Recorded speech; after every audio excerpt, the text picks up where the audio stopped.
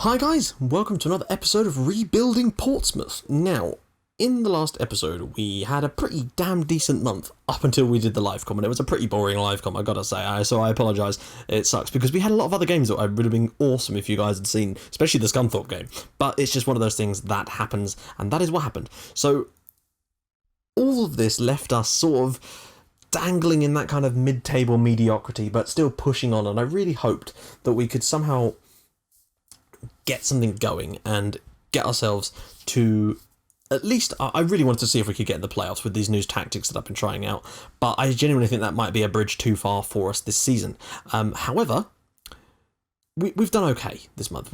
Things are certainly looking bright, if nothing else, for the future, and I want to show you why. We had the youth intake this month as well, which was what I'm going to talk about to start with, because may as well get this out the way. Because there wasn't really a great deal of quality, but there was one particular player who, firstly, his name is awesome, and this is Daniel Daniels. I don't know what his parents were thinking. Just choose a different name. Your surname's Daniels. You can choose any name except Daniel. Your possibilities are limited by literally one name. So yeah, anyway, this is Daniel Daniels. He is, he's an attacking midfielder, which is great.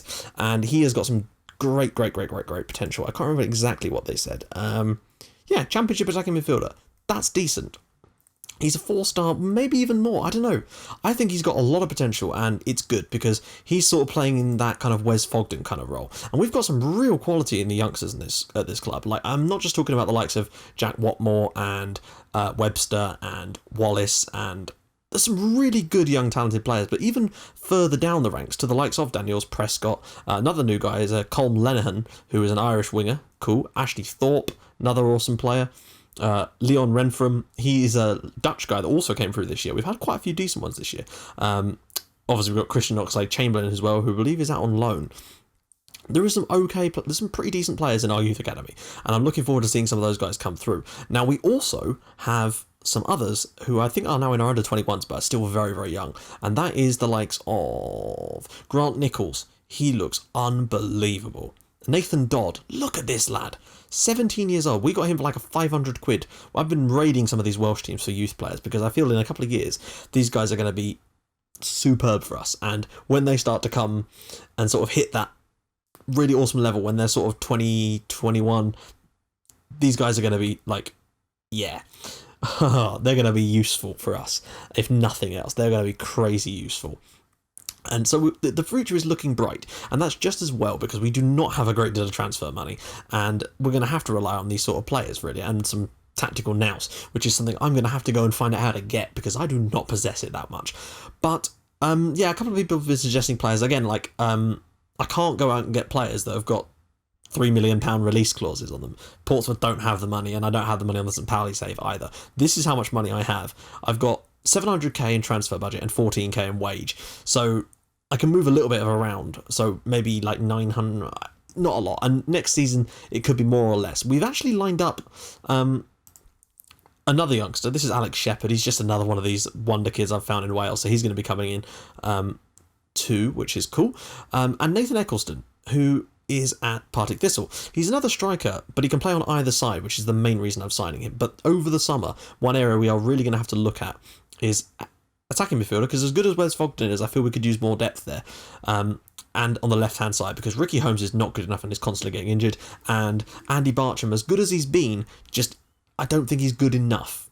Anyway, let's get into the games for this month. The first game of the month was away at Preston North End, who were 9th in the table, I think, at the time, and oh man, this was a great result. We've had some of these, we do really, really well in one really difficult away game, and then we'd have a sort of crappy game, and we're a bit too inconsistent to be really pushing for promotion at the moment, and that's the way I see it. And next season, if we could tighten that up, I think if we hadn't have had that really bad wobble just before Christmas, where we lost all those games, then we might be a little bit closer, but that's just one of those things you have to deal with, and next season I think we'll be stronger.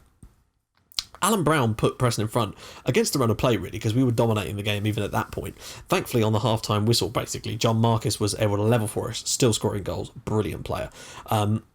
With a great I think it was a header from a Jed Wallace cross, which is why you might notice that Jed Wallace was man of the match, because he got both the assists for Marcus's goals. Just great touchline crosses straight into Marcus, and he's just burying these. He's gobbling them up like the honey monster. It's great.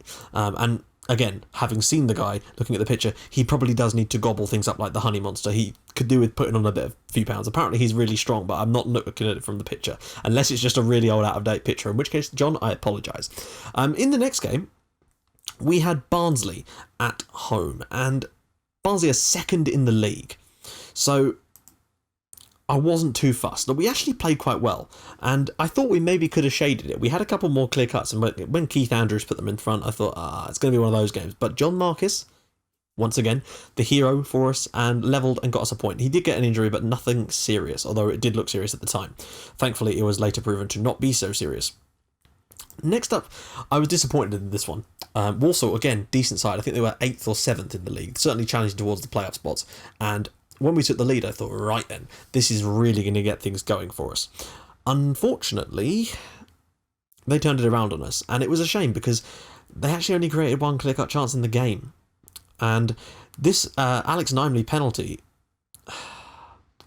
was the clear-cut chance. So a little bit disappointing. We were better than them, and it's just one of those things that happens, though. You know, it happens to you, it happens to them. It's just one of those things. In the next game, this was a really disappointing one as well, actually. We get this sometimes. We get some really good performances, then we have some not so good performances. Again, I thought we were much better than Crawley in this game. Like, we were superb, except in front of goal. We missed a lot of chances. We had 5, I think, clear cuts in this one, to their 1. And we were unable to make it count. We had so much possession, we just couldn't break them down. Once they got that goal, they just parked the bus, and it's a shame, but it's one of those things that happens. And again, that was, I think, for me, when I started to realise that perhaps we are not going to be going up this season. I'm just going to quickly check something. Yeah, okay. Next, though, we had a game away at Bristol City, and I'm going to make this one the highlighted game for this episode, because why the hell not? So I will see you guys in the highlights. Right, so basically, this was a strange one, because Bristol City are a decent side. They're just not having the best season. They've got decent players and are quite far up in terms of, like, their averages. And that looked like it could have been a foul. But basically, yeah. Bit poor defending on our part. Really probably could have done with doing a bit better there, but that just seems to have sped up again. Let's just slow that down a little bit so it's actually visible and the players don't look like players from Benny Hill sketches. All you need is the kind of music over the top. Yeah, we don't need that. Where's Fogden? Lovely little worked free kick there. Gary Gardner chips over the top for Fogden, and Fogden dispatches it on 57 minutes to celebrate in front of the Pompey fans here at Ashton Gate. Not long after that, we managed to flip the game entirely on its head. Alex Winter out on the right-hand side, just dropping it into Fogden, and then some lovely work here. Fogden knocking it into Wallace, Wallace in. Marcus has time to take a touch, I think, and then rash that into the top corner. Rash isn't even a word, but that's what he did with it. We did have a chance to make it 3-1 later on in the game, but it was not enough. Well, not enough. We didn't take it, but it didn't need to, because we managed to win the game.